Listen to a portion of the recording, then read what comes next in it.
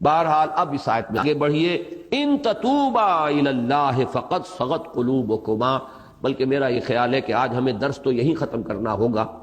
البتہ میں ایک بات تھوڑے سے وقت میں اور آپ سے عرض کر دوں، اس معاملے میں مجھے مولانا مودودی صاحب سے شدید شکایت ہے اور شدید رنج ہے کہ انہوں نے اس معاملے میں وہی رخ اختیار کیا، اور صرف وہ رخ اختیار کرتے تو مجھے اتنی شکایت نہ ہوتی جب اگر شاہ ولی اللہ نے کیا ہے اور کسی اور نے بھی اگر وہ انداز اختیار کر لیا ہے تو مولانا مودودی سے بھی اگر ہو گئی فروگزاشت تو میں اسے فروگزاشتی کے درجے میں رکھتا۔ لیکن مجھے ایک چیز عجیب نظر آئی ہے آج میں نے خاص جب تحقیق کی ہے اس آیت کے بارے میں، انہوں نے اپنے حواشی میں شاہ ولی اللہ کے ترجمے کا ذکر کیا، انہوں نے شاہ رفیع الدین کے ترجمے کا بھی ذکر کیا، ان دونوں کے ترجمے کا تو ذکر کیا جس میں کجی کا لفظ آیا ہے، لیکن شاہ عبد القادر کے ترجمے کا ذکر نہیں کیا جس میں کجی کا لفظ نہیں آیا۔ اب یہ جو انتخاب ہے کہ ایک شے کو اختیار کرنا ایک کو نہ کرنا، حالانکہ شاہ ولی اللہ دہلوی رحمۃ اللہ علیہ کے یہ دو صاحبزادے جو ہیں شاہ عبد القادر، شاہ رفیع الدین، دونوں چوٹی کے مترجم ہیں اور وہی سب سے زیادہ مستند مترجم مانے گئے ہیں۔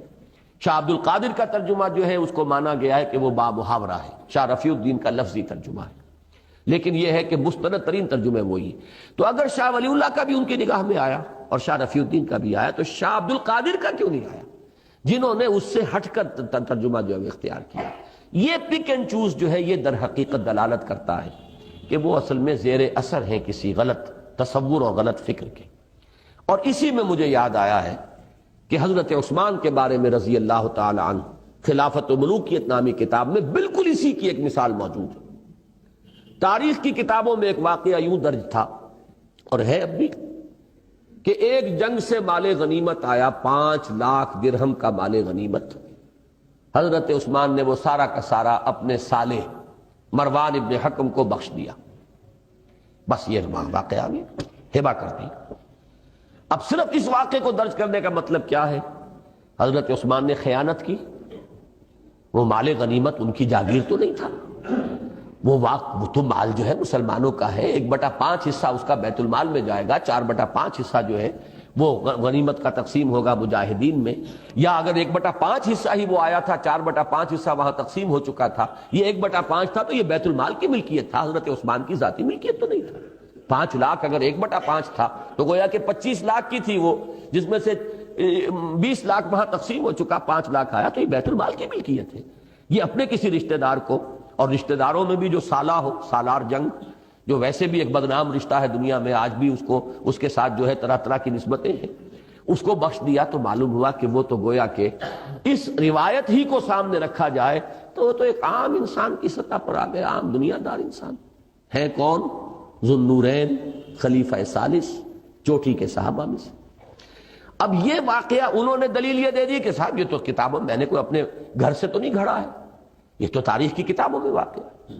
لیکن اگر یہ بات بھی سامنے ہو کہ انہی تاریخ کی کتابوں میں اس واقعے کی روایت یہ بھی موجود ہے تفصیل سے، تفصیل کیا ہے اس واقعے کی کہ جب وہ مال غنیمت آیا، وہ مال غنیمت ہوتا تھا اجناس کی صورت میں، چیزوں کی صورت میں، وہ کوئی نقد تو نہیں ہوتا تھا۔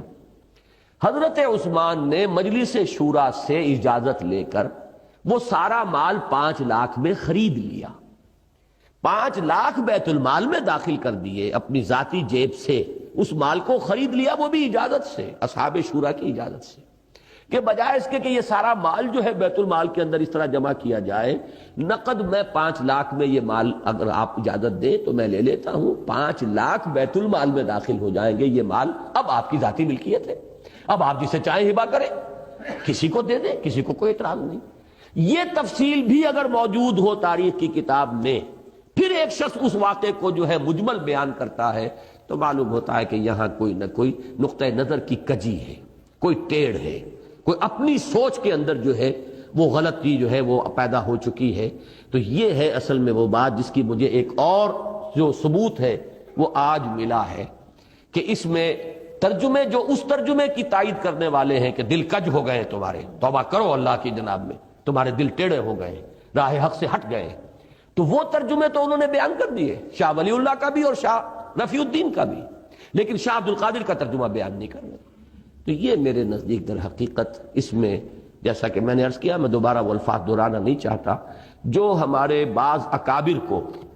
مولانا مدنی رحمہ اللہ کو بہت پہلے